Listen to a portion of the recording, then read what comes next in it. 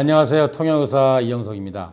이번 시간에는 에너지 치료, 온열 치료 중에서 광량자 산소 치료에 대해서 말씀드리겠습니다. 그동안 제가 많은 환자들을 치료를 여러 가지 방법으로 했는데 제가 가장 선호하고 또 가장 치료 효과가 좋았던 걸 꼽으라면 두 가지가 있는데, 하나는 식이요법이고 하나는 지금 말씀드릴 광량자 산소 치료가 되겠습니다.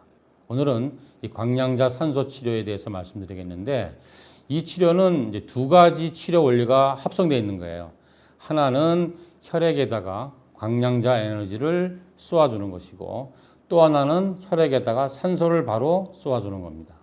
우선 이 치료에 대해서 우리나라는 물론이고 외국에서도 이 치료명이 굉장히 많아요. 그래서 헷갈릴 수가 있는데, 광량자 치료, 유포턴 치료, 체외 면역 산소 치료, 산소 치료, 오존 치료, 굉장히 많아요.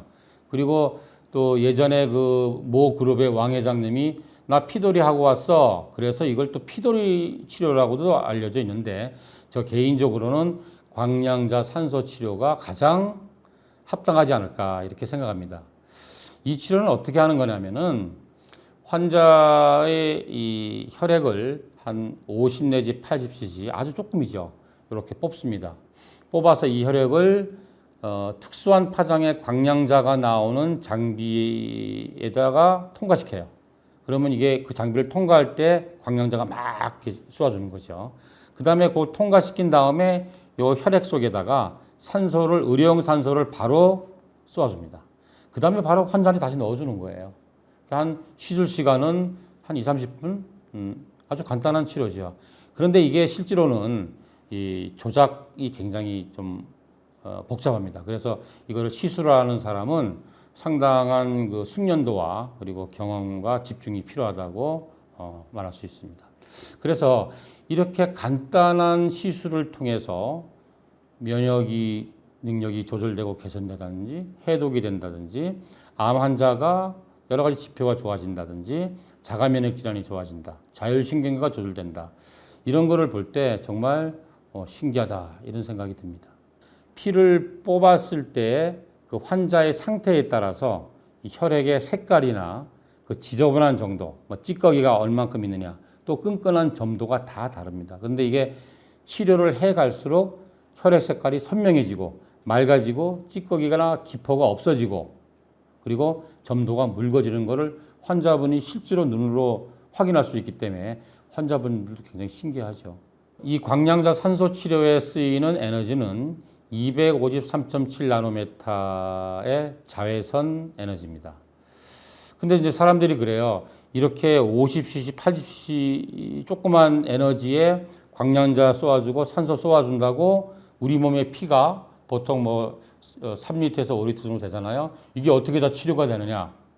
라고 의아하시는데, 이렇게 생각하시면 됩니다. 우리가 연못에 돌을 하나 던지잖아요. 그럼 그 파장 에너지가 연못 끝까지 가잖아요. 물론 저 태평양까지는 못 가겠죠. 그러나 사람의 혈액 정도는 이 에너지가 체인 리액션, 연속 반응에 의해서 충분히 전달될 수 있습니다.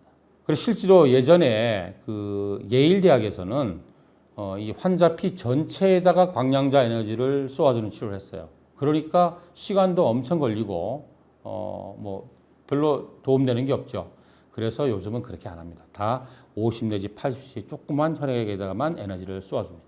모두에 말씀드린 것처럼 이 치료는 두 가지 치료 원리가 작용하는데, 하나는 1903년에 제1회 노벨 생리학상을 받은 닐스 핀센이 개발한 253.7 나노메타의 광량자의 특수한 에너지하고, 두 번째는 1931년도에 암이라는 것은 세포 내에 산소가 부족할 때 생기는 현상이다 라는 바르부르크 이펙트라는 것을 발표해서 노벨 생리학상을 받은 오토 바르부르크의 산소 치료 효과, 이 두 가지가 같이 작동하는 거죠.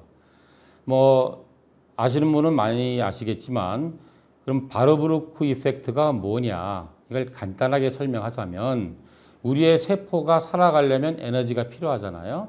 그러면 건강한 정상세포는 우리가 이제 음식을 먹고 이게 쪼개져서 분해가 돼서 포도당이 돼서 세포로 들어오잖아요. 그러면은 세포 안에 미토콘드리아라고 하는 화학 에너지 공장이 있어요.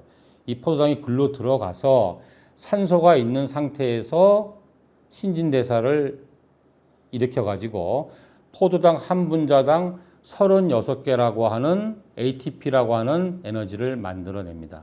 근데 우리 몸이 어떠한 원인에 의해서 산소가 부족하게 돼. 그러면 미토콘드리아에 들어가지 못하고 세포질 내에서 산소가 없는 상태에서 발효를 통해서 에너지를 만드는데 이때는 포도당 한 분자가 에너지를 2개밖에 못 만듭니다. 그러니까 에너지율이 확 떨어지는 거죠. 그런데 암세포란 놈은 희한한 게 산소가 있을 때나 없을 때나 전부 다 발효만 하는 거예요. 그러니까 어떻게 말하면 에너지 효율이 굉장히 떨어지는 원시세포인 거죠. 그런데 이놈은 에너지는 잘 못 만드는데 이 성장과 발육은 정상세포보다 10배 이상 많이 하잖아요. 그러니까 엄청난 에너지가 필요하잖아요. 그럼 어떻게 해야 되겠어요? 옆에 있는 에너지 다 뺏어오는 거죠. 다시 말하자면 먹여 살려야 되는 식구는 많은 거야. 근데 아버지가 돈을 비효율적으로 벌어줘. 그래서 돈이 부족해. 그래서 옆에 집에서 돈을 좀 가져오는 거죠. 즉 생계형 절도범이다. 이렇게 말할 수 있고, 그래서 원시세포인 암세포는 어떻게 말하면 효율이 아주 떨어지는 정말 형편없는 세포이기도 하지만 어떤 조건에서도 살아남을 수 있는 잡초 같은 놈이라고 그렇게 2가지 각도에서 말할 수 있습니다. 그래서 세포 내로 산소를 많이 공급해 줄수록 정상세포는 더 활발해지게 되고 암세포는 점점 비실비실해지게 되는 거죠. 그러면 어떻게 하면은 이 암세포, 정상세포 내로 산소를 많이 공급해 줄 수 있을까? 우선 첫 단계는 혈액으로 산소가 많이 들어가야 되겠죠. 그래서 광양자 산소 치료를 할 때 혈액에다 바로 산소를 쏘아주는 겁니다. 2번째, 그러면 산소가 혈액으로 많이 들어왔어요. 그럼 혈액 내 산소 포화도는 올라가. 그런다고 해서 이게 세포로 들어가는 건 아니죠. 그럼 요는 어떻게 하면 혈액 속에 있는 이 산소를 세포로 많이 넣어줄까?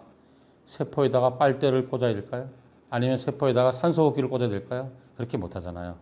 우리 식이요법 할 때 조직손상 증후군 배웠죠. 바로 그것이 여기에 또 이용되는 겁니다.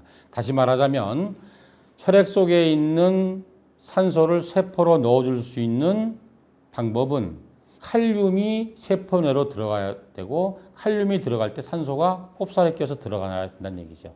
그래서 광양자 산소 치료를 하면서 야채를 많이 먹는 거죠. 왜냐하면 야채 속에 칼륨이 많잖아요. 그러면 혈액 내에 칼륨도가 막 올라가면 고칼륨 혈증이 되잖아요. 그러면 위험하니까 혈액 속에 있는 칼륨이 세포로 들어가죠. 그때 산소가 싹 따라 들어가는 겁니다. 또 하나 방법은 저염식을 하는 거예요. 그러면 혈액 내에 나트륨이 떨어지니까 저나트륨 혈증이 되죠. 그럼 사람이 막 까라지잖아요. 그럼 어떡하겠어요? 혈액 내에 나트륨을 맞추기 위해서 세포 안에 있는 나트륨을 빼오는 거죠. 이때 물도 같이 나온다 그랬죠. 그래서 세포 부종이 없어진다 그랬죠. 그러면 플러스 1가인 나트륨이 빠져나오면 플러스 1가인 칼륨이 들어가서 그때 산소가 따라 들어가서 세포 내에 산소가 많아지게 되는 거죠. 이거를 역조직손상증후군이라 한다고 말씀드렸죠. 이제 이해가 되시죠? 광양자 쏘아주고 산소 쏘아주고 야채 많이 먹고 저염식하고 그러면 세포는 신났죠. 산소가 많아지니까. 그러면 정상세포는 점점 건강해지고 암세포는 점점 술자리를 잃어가게 되는 거죠. 이렇게 함으로써 암을 치료하는 방법이다.